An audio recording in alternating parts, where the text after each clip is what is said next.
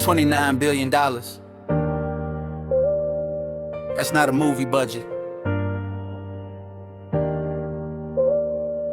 That's not a national debt figure from decades ago. That's what the United States. Pentagon confirmed spending on a single military campaign in under 3 months. And the world found out about it through a children's toy. It started with a regular Tuesday morning in Washington, D.C.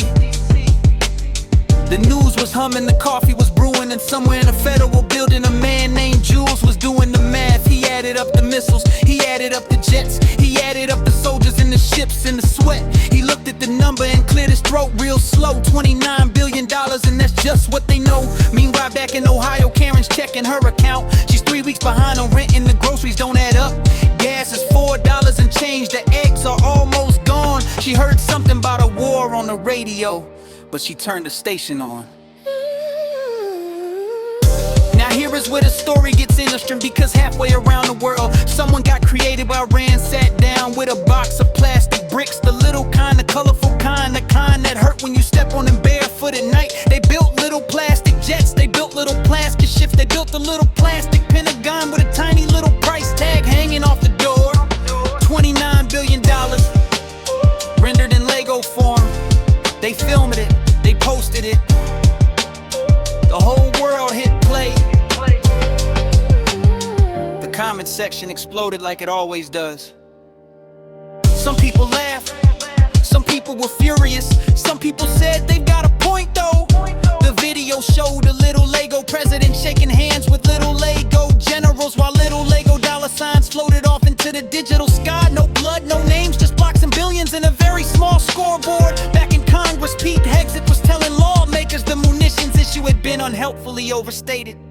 Jules Hurst was explaining that the number went from 25 billion to 29 billion in 2 weeks because the math kept evolving. A senator asked for a detailed breakdown. Jules said he'd share it when it was relevant and required. The senator wrote that down.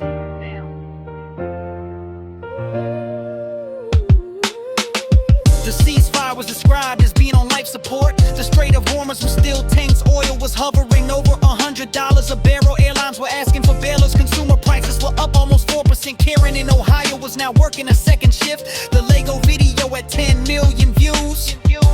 Here is what a plastic brick can do that a press release cannot. It makes the abstract concrete. You can hold a brick, you can look at it. You can stack 29 billion of them in your imagination and watch them stretch from the ground to somewhere no one can see the top. That is a lot of plastic.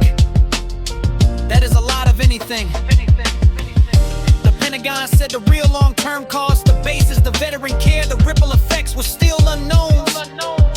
We have a lot of unknowns. Jules said that part did not make it into the Lego video. Maybe they ran out of bricks.